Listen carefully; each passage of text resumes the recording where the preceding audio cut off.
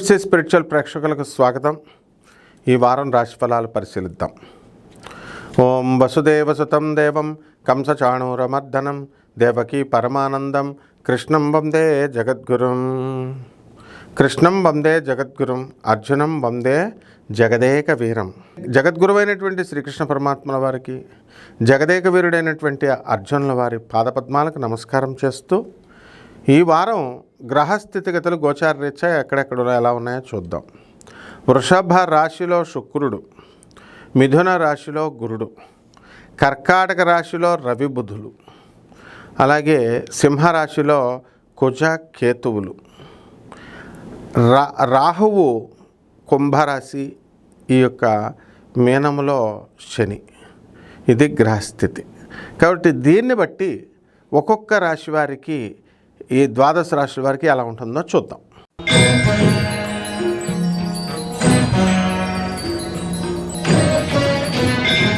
తులారాశి. ఈ తులారాశి వారికి అందరికీ కూడా గత వారంలో మంచి అప్పులు వచ్చినాయి బాగా. ఈ వారంలో ఆదాయం బాగా పెరిగిపోయింది, మీకు అదృష్టం బాగా పెరిగిపోయింది. భాగ్యంలో ఉన్నటువంటి గురుగ్రహ ప్రభావం వలన ఏం చేసుకోవాలో కూడా మీకు అదృష్టం తెలియడం లేదు. అందువల్ల కోర్టు కేసులన్నీ కూడా ఇది బెంచ్ మీదకి రావడం లేదు అని బాధపడేటటువంటి వాళ్ళకంతా కూడా కొంచెం ప్రొసీడింగ్స్ కదలడం అనేటటువంటివి జరుగుతాయి. అయితే లాభంలో ఉన్నటువంటి కుజ కేతుగ్రహ ప్రభావాల వలన మనకి ఏం జరుగుతుందంటే, సోదరులు బాగా డెవలప్మెంటు, మీ పేరు మీద ఉన్నటువంటి ల్యాండ్స్ ఏవైతే ఉన్నాయో అటువంటి ల్యాండ్స్ అన్నీ కూడా మీకు కదలడం జరుగుతుంది. రేట్లన్నీ కూడా బాగా పెరగడం అనేటటువంటిది జరుగుతాయి. ఇక కేతుగ్రహ ప్రభావం లాభంలో ఉండడం వల్ల విదేశాలకు సంబంధించినటువంటి వ్యవహారాలు మీకు చక్కగా కలిసి వస్తాయి. కాబట్టి జమ్స్, కాస్మెటిక్స్ ఇలాంటి బిజినెస్లు ఏవైతే ఉన్నాయో అవన్నీ కూడా మీరు ముందుకు వెళ్ళిపోవడం అనేటటువంటిది జరుగుతాయి. అదేవిధంగా స్కూళ్ళల్లో పిల్లలు అంతా కూడా సరిగ్గా చదవడం లేదండి. విద్యార్థులు అనేటటువంటి వాళ్ళంతా కూడా బ్రహ్మాండంగా చదువుకుంటారు. ఉద్యోగాల క్యాంపస్ ఇంటర్వ్యూస్ కోసం మాకు రావట్లేదండి అనేటటువంటి వాళ్ళకి క్యాంపస్ ఇంటర్వ్యూస్ కూడా రావడం అనేటటువంటివి జరుగుతాయి. ఈ రకంగా ఈ యొక్క రాశి వారంతా కూడా మీరు అనుకున్న పనులు అనుకున్నట్లు జరుగుతూ ఉంటాయన్నమాట.